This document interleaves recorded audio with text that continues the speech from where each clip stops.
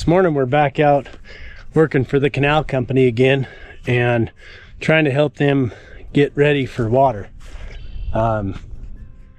They've got like, I don't know, 2 or 3 more weeks and they're going to start turning the water into the canal, and they're just needing some help. They got extra projects this spring that are taking a lot of time. So I'm out here now with my big I-beam scraper, and we're trying to help them grub out the canal so that it flows well this summer without having too much impedance from vegetation and growth in the bottom. So you can kind of see down in the belly where all the new growth has been starting to grow in the bottom of the canal, and you've got sediment settled in there, and then this growth along the top edge that clumps out and builds out and restricts the flow as well. So what we've been doing is this. We've just been working down along and using that I-beam to scrape out the belly and just run right down through and pull any of the silt and the sediment and into any of the new vegetation growth and create a good channel that flows well, and try to keep from leaving any bellies or holes that are going to cause restriction in the flow. So I've got about maybe 3 miles left. They only had about 3 to 4 mile section that they needed some help with, and I've done not quite a mile yesterday, just getting going with it. So today we're going to be at it pretty hard today, trying to get as far as we can and try to help them get it wrapped up. They've had this canal, I guess you would say, dredged or grubbed out. I think they do it. I think he told me he does it about every other year.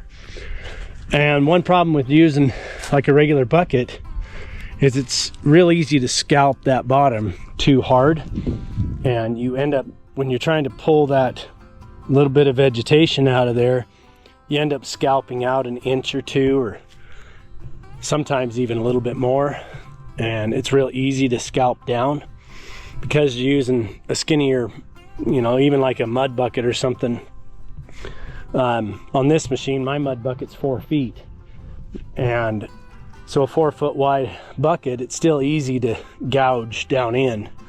The nice thing about using this I-beam is that it's kind of perfect for this operation, where I can go down through there and just sweep down across there, and it grabs any of the vegetation, kind of hooks on the leading edge of that blade and rolls through, and anything that's down in there, any of the loose sediment that's built up, like you can see a big, almost a sandbar right in the middle there, any of that kind of sediment just gets scooped up and pulled, and it gets redistributed, and then anything in the bottom that's clay can actually stay.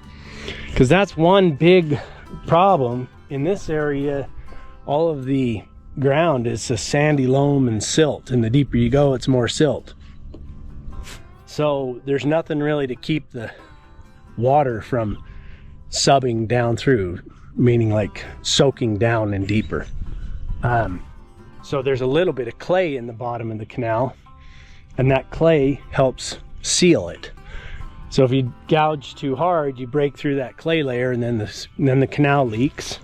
And in an area like this, if that canal is leaking because there's no seal in it, then it's going to sub into this ground here, and right here is where the river is, so you could see that it would sub out and actually cause part of this side to come off and cave off and fall in.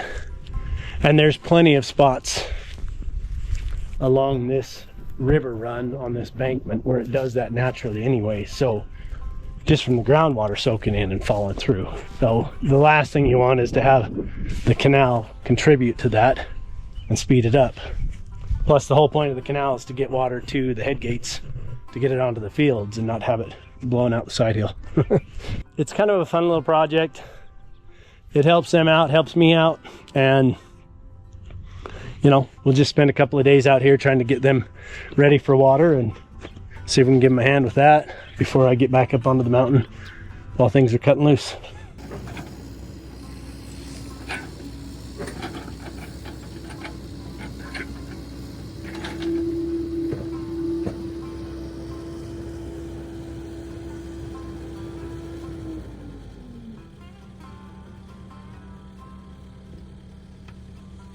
Brought you a drink.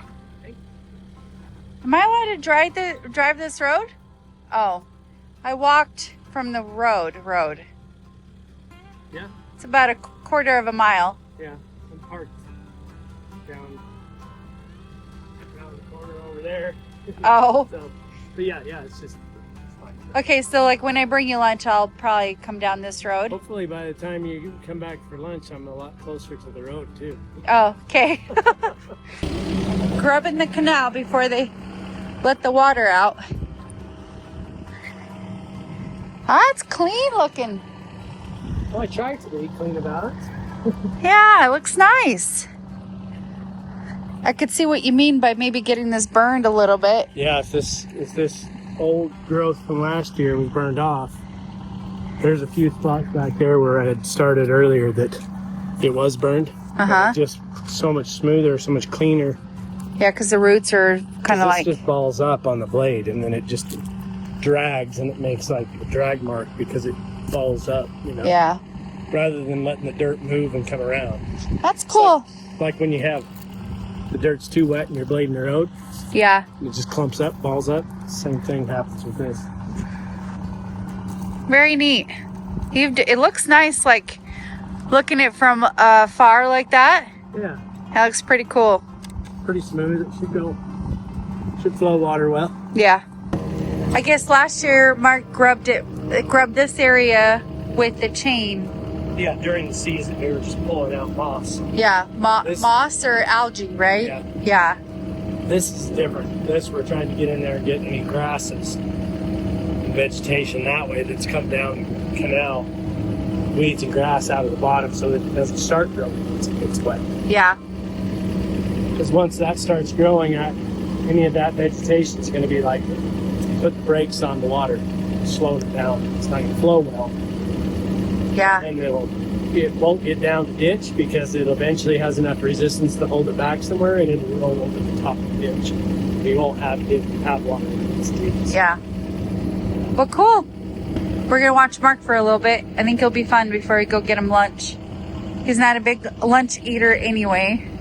So we'll give him a late lunch and he'll be like, you know, it'll satisfy the need of me feeding him and satisfy him eating a late lunch.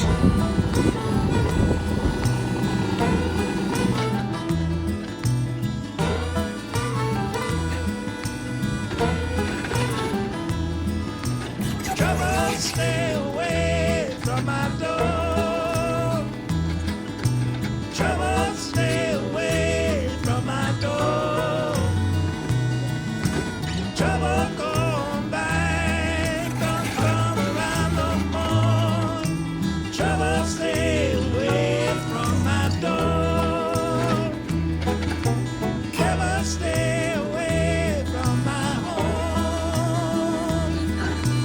Never stay away from my home. Never go back and leave my soul alone. Never stay away from my home.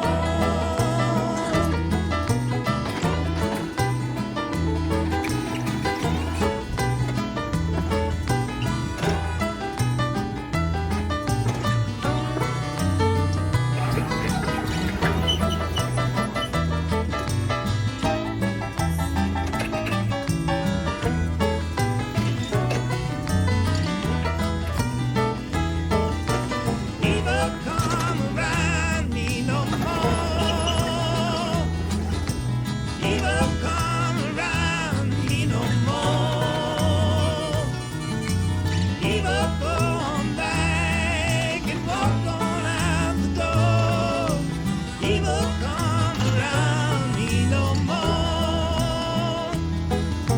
Said keep me free from your spell. Said keep me free from your spell. Said come back up to the gates of hell. Said keep me free from your spell.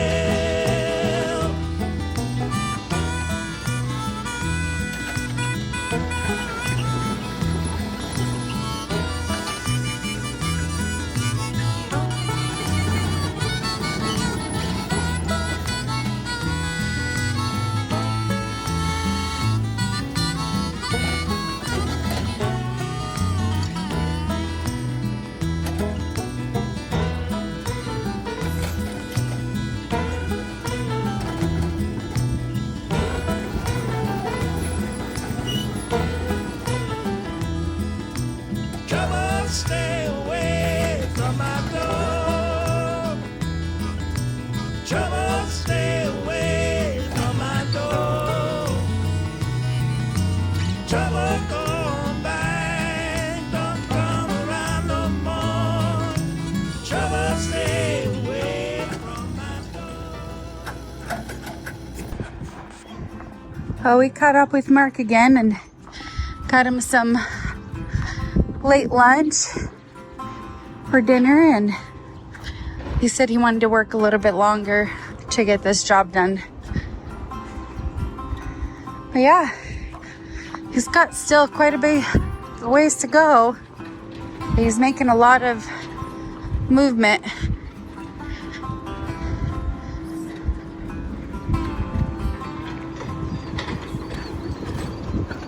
But it looks pretty good.